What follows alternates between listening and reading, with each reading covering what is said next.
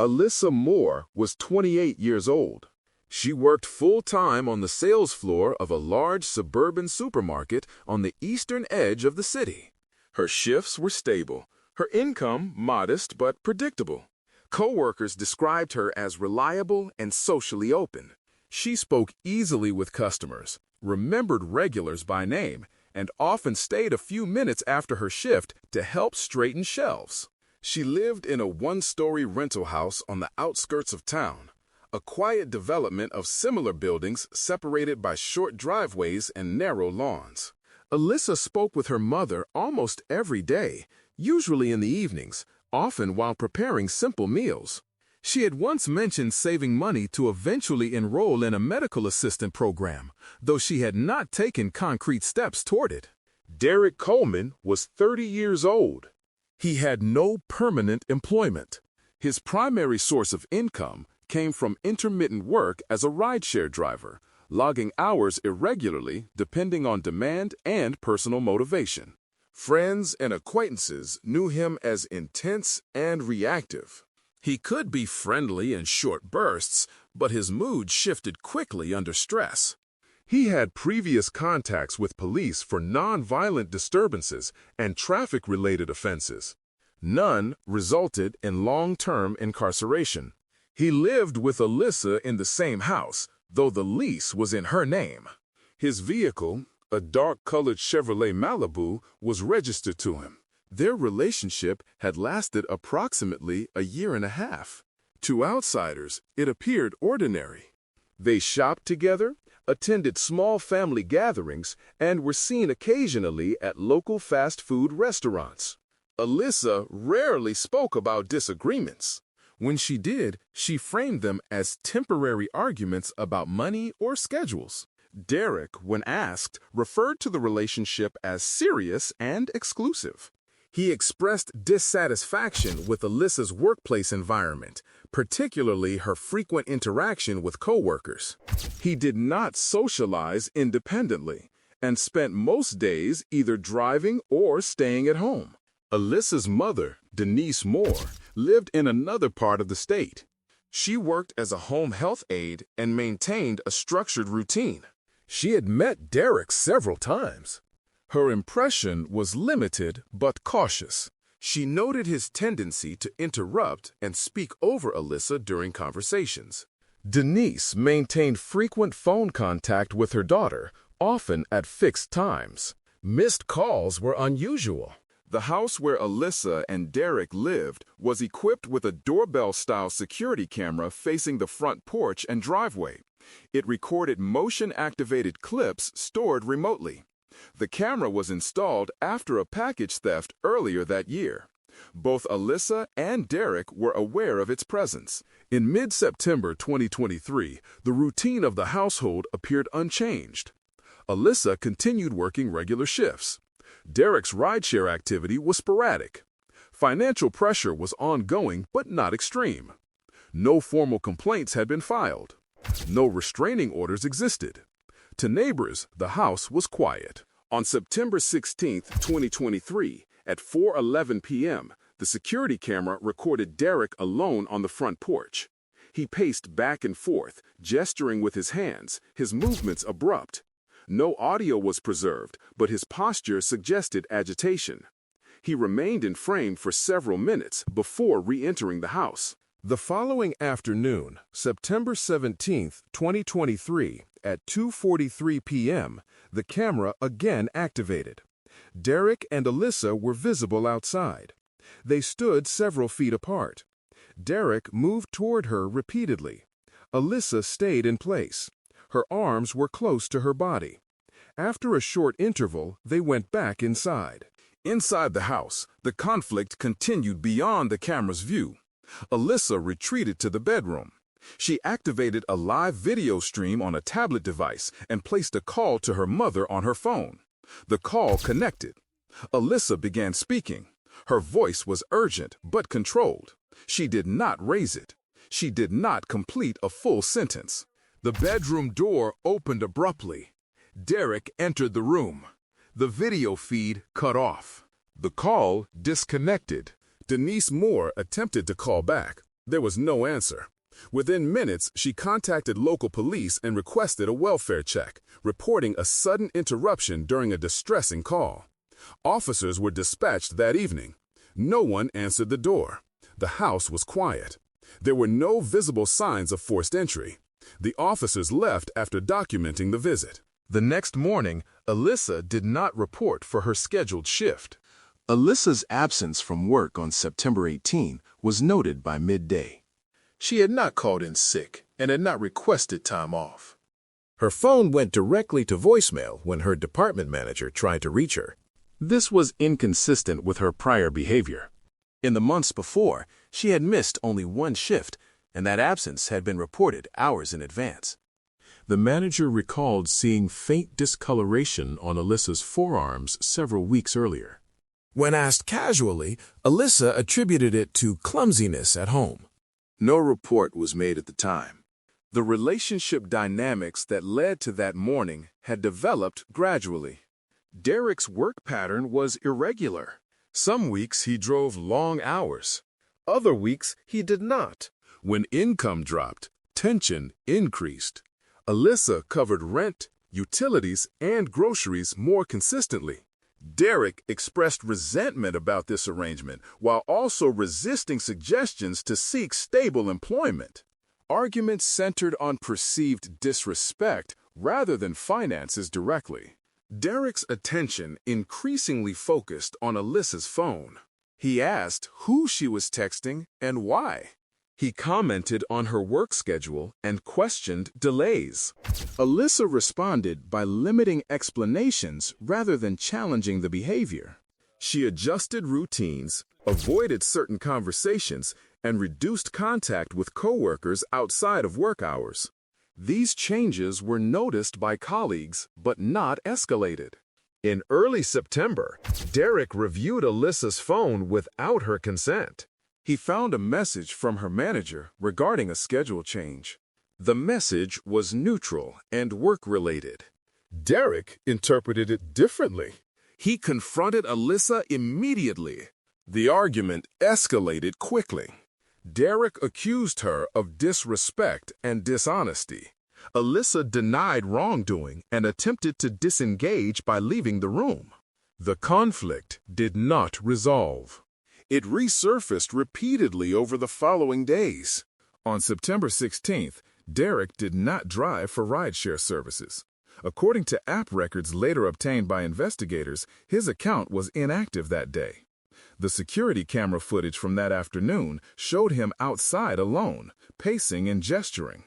The clip ended when he went back inside. No other individuals appeared on the recording. On September 17th, Alyssa worked a partial shift and returned home earlier than usual. Phone location data later placed her at the house shortly before the 2:43 p.m. camera activation. The footage showed Derek speaking forcefully. Alyssa did not move toward the car or the street. After they went inside, no further exterior activity was recorded that day. Inside the house, Alyssa chose to contact her mother rather than neighbors, co-workers, or emergency services. She did not leave the residence. She did not take personal belongings. She did not request transportation. The decision to initiate a live video stream suggests she anticipated a confrontation and wanted documentation. The stream ended when Derek entered the bedroom. After the interrupted call, Denise Moore remained concerned. She attempted repeated contact through the evening and night. There was no response. The welfare check conducted that evening resulted in no contact. Officers did not observe disturbance indicators from outside the house. No forced entry was visible. Without probable cause, they did not enter. During the night, Derek's phone connected intermittently to cellular towers near the residence. His vehicle remained parked in the driveway. No outgoing calls were made from Alyssa's phone after the interrupted call. No messages were sent. At 5:14 p.m. on September 18th, the security camera activated again. The front door opened abruptly. Derek exited carrying a medium-sized bag. He crossed the driveway, entered his Chevrolet Malibu, and drove away. Alyssa did not appear in the frame. This was the final exterior recording from the house before police entered it the following day. On September 19th, Alyssa again failed to report for work. By mid-morning, her absence was escalated internally. The store manager reviewed attendance records and confirmed there had been no communication from her. Multiple calls to her phone went unanswered. Co-workers noted that Alyssa had not been active on internal messaging channels and had not logged in to the scheduling system. This absence marked a deviation from her established routine. The store manager contacted local police and requested a welfare check, reporting an employee who had missed 2 consecutive shifts without notice and could not be reached. The address provided matched the location of the prior welfare request made by Alyssa's mother. The call was logged as a second request concerning the same residence within 48 hours. Officers were dispatched that afternoon. Upon arrival, they observed Derek's Chevrolet Malibu was no longer in the driveway. The house was quiet. Window blinds were partially drawn. No one responded to repeated knocks. Given the prior call history and the extended lack of contact, supervisors authorized a forced entry to assess the situation. The front door was breached at approximately 3:40 p.m. Officers conducted a systematic room-by-room search. In the bedroom, they found Alyssa lying on the floor near the bed. She was unresponsive. No signs of life were present. Emergency medical services were called and pronounced her dead at the scene. The position of the body and the condition of the room indicated she had been deceased for an extended period. There were no immediate signs of a struggle visible from the doorway. The residence was secured as a potential crime scene. Detectives were notified. A preliminary examination suggested death by manual strangulation. No weapon was immediately visible. The medical examiner was contacted, and the body was transported for autopsy. Denise Moore was notified later that evening. She informed detectives about the interrupted call and the live video stream that had ended abruptly. She described Derek's behavior during prior interactions and expressed concern about his volatility. She provided investigators with recent photographs of Alyssa and Derek together and confirmed his full name and vehicle information. Investigators ran Derek's name through state and local databases. He had multiple prior police contacts, including domestic disturbance calls involving previous partners, though none had resulted in felony charges. A bulletin was issued to locate him and his vehicle. Traffic cameras and license plate readers were checked.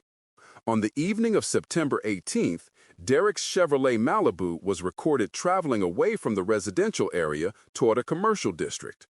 The following morning, the vehicle was located in the parking lot of a shopping mall several miles away. It was unoccupied. The car was secured and searched under warrant. Inside, detectives found a pair of men's pants in the trunk. The fabric showed dark staining. The item was bagged, labeled, and entered into evidence. Subsequent laboratory analysis identified the stains as human blood. DNA testing later confirmed it belonged to Alyssa. Cell phone records placed Derek's phone in the vicinity of the house during the time Alyssa was last heard from and showed movement consistent with travel after the estimated time of death. No data supported his claim that he had been living elsewhere. 2 days later, police received a call from a motel clerk in a neighboring jurisdiction. The clerk reported recognizing Derek from a public alert. Officers were dispatched immediately. Officers arrived at the motel shortly after the call was received. The building was a low-cost roadside property located near a highway interchange. Surveillance cameras confirmed Derek Coleman had checked in under his own name using a debit card on the evening of September 18th. He had paid for 2 nights in advance. His room was on the ground floor, facing the parking lot. At 11:06 a.m., officers positioned themselves outside the room. They knocked and announced their presence. There was no immediate response. After a second announcement, Movement was heard inside. Derek opened the door several seconds later. He was detained without resistance. A pat-down search revealed no weapons. He was taken into custody and transported to the police station for questioning. The motel room was secured pending a search warrant. Inside, investigators later documented minimal personal belongings. There were no signs of a struggle. No visible bloodstains were observed. A trash bin contained food packaging and receipts dated after September 18th. Nothing in the room contradicted the timeline already established through digital records. During the initial interview, Derek stated that he and Alyssa had ended their relationship approximately 3 weeks earlier. He claimed he had moved out and had only returned briefly to collect personal items. He denied being present at the house on September 17th and denied any involvement in her death. When asked about the interrupted phone call reported by Alyssa's mother, he said he was not aware of it. Investigators presented cell phone location data showing Derek's device connecting to towers near the house throughout September 17th and into the night. Derek responded that he often drove through the area for rideshare work. App records contradicted this claim, showing no active driving sessions during that period. When asked about the security camera footage from September 18th showing him leaving the house with a bag, he stated the footage was from an earlier date and that he had been moving personal property. The interview continued over several hours. Derek's account shifted in small but significant ways. He alternated between stating he had not been inside the house at all and acknowledging brief visits. He could not explain why Alyssa's phone activity ceased immediately after the interrupted call. He denied knowledge of her whereabouts after that time. Investigators then introduced the recovered clothing from the Chevrolet Malibu. Derek acknowledged the pants were his, but said they had been in the trunk for weeks. He suggested the blood might have been from a minor injury Alyssa had sustained earlier. Forensic testing had already identified the blood as Alyssa's and determined it was deposited around the estimated time of death. Derek offered no further explanation. The medical examiner's preliminary report confirmed death by manual strangulation. The estimated time of death aligned with the evening of September 17. There were no defensive wounds documented on Alyssa's hands.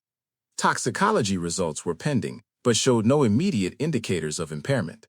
The lack of forced entry supported the conclusion that Alyssa had been with someone she knew. Based on the accumulated evidence, detectives obtained an arrest warrant. Derek was formally charged with murder. He declined to make a further statement and requested an attorney. He was transferred to county jail to await arraignment. From that point forward, the case shifted from investigation to prosecution. Evidence was cataloged, timelines were finalized, and witness statements were prepared for court. The prosecution began assembling its case immediately after the arrest. Digital evidence formed the backbone of the timeline. Investigators compiled security camera footage from the residence, traffic cameras, and the motel. Each clip was logged with timestamps and verified against server records to confirm accuracy. The porch camera footage from September 16, 17, and 18 was extracted in full, including metadata showing activation times and file integrity. No gaps were found in the recording history. Cell phone records were obtained through court order. Alyssa's phone showed regular activity until the interrupted call with her mother on September 17th. After that moment, there were no outgoing communications, no app usage, and no location movement. Derek's phone showed continuous activity, including connections to nearby towers overnight and travel away from the residence on September 18th. These records were cross-referenced with license plate reader data and toll cameras, producing a consistent movement pattern. Forensic analysis of the house was completed over several days. No signs of forced entry were documented. The bedroom showed minor disarray, consistent with movement but not extensive struggle. Fibers collected from the floor and bedding were analyzed. Several matched Derek's clothing. No unknown DNA profiles were identified. The lack of foreign evidence narrowed the scope of alternative explanations. The autopsy report was finalized. Cause of death was confirmed as manual strangulation. Time of death was estimated within a window consistent with the evening of September 17th. The report noted petechial hemorrhaging and soft tissue damage consistent with sustained pressure. No alcohol or drugs were found in Alyssa's system at levels that would impair consciousness. The findings contradicted any theory of accidental death. Detectives re-interviewed Denise Moore. She provided a detailed account of the call, including the timing, Alyssa's tone, and the sudden interruption. Phone company records confirmed the call duration and abrupt termination. The live video stream could not be recovered, but platform logs confirmed it had been initiated and ended within seconds of the call. The store manager and several co-workers gave statements. They described Alyssa's reliability and her recent behavioral changes, including increased anxiety and visible bruising. None had contacted authorities prior to her death. Their testimony established context but did not rely on speculation. Derek's defense strategy centered on denial and alternative timelines. His attorney argued that the evidence was circumstantial and that no eyewitnesses existed. Prosecutors countered by emphasizing convergence, location data, forensic results, video footage, and Derek's own inconsistent statements. Each element was presented as part of a single, uninterrupted sequence. Pre-trial motions addressed admissibility of digital evidence and prior police contacts. The court excluded character evidence unrelated to the incident, but allowed references to prior disturbances where relevant to establish relationship dynamics. The security camera footage and cell phone records were ruled admissible in full. By the time jury selection began, the narrative was fixed. The case no longer depended on a confession. It depended on whether the assembled record demonstrated inevitability rather than coincidence. The trial moved forward on that basis. The trial commenced in the County Superior Court in early 2024. Derek Coleman was charged with second-degree murder.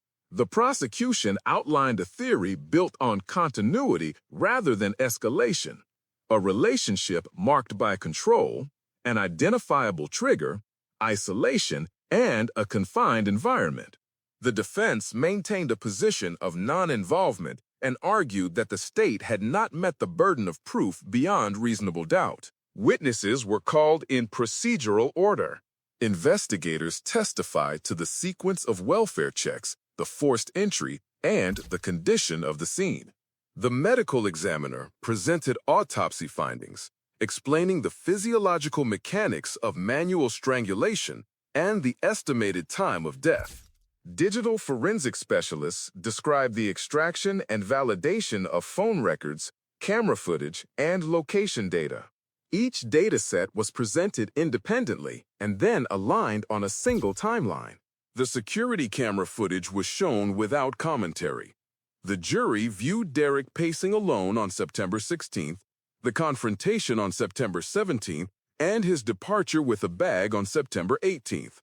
Metadata confirmed the dates and times. The defense objected to interpretation but not authenticity. The court overruled motions to exclude. Denise Moore testified briefly.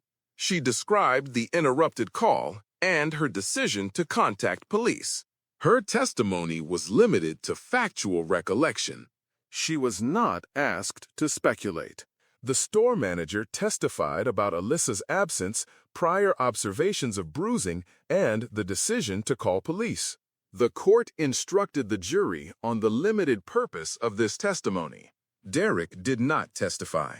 His prior statements to police were introduced selectively, focusing on contradictions regarding his whereabouts and the status of the relationship. The pants recovered from the vehicle were entered into evidence alongside laboratory reports identifying Alyssa's blood. Chain of custody documentation was presented without dispute. In closing arguments, the prosecution emphasized convergence and exclusion. No forced entry, No third-party DNA, no alternate timeline consistent with the data. The defense reiterated the absence of eyewitnesses and argued that the state's case relied on inference. Jury instructions clarified that circumstantial evidence carried equal weight under the law. Deliberations lasted 2 days. The jury returned a unanimous verdict of guilty on the charge of second-degree murder. Derek Coleman was remanded into custody immediately. At sentencing, the court considered the severity of the offense and the absence of mitigating factors. Derek was sentenced to a term of incarceration consistent with statutory guidelines. No appeal altered the verdict. Alyssa Moore was buried in her hometown. Her mother established a small scholarship fund in her name. The supermarket revised internal protocols, encouraging managers to report suspected domestic violence concerns through established channels. No broader policy changes followed at the municipal level. The house on the outskirts of the city was reoccupied months later. The security camera remained in place.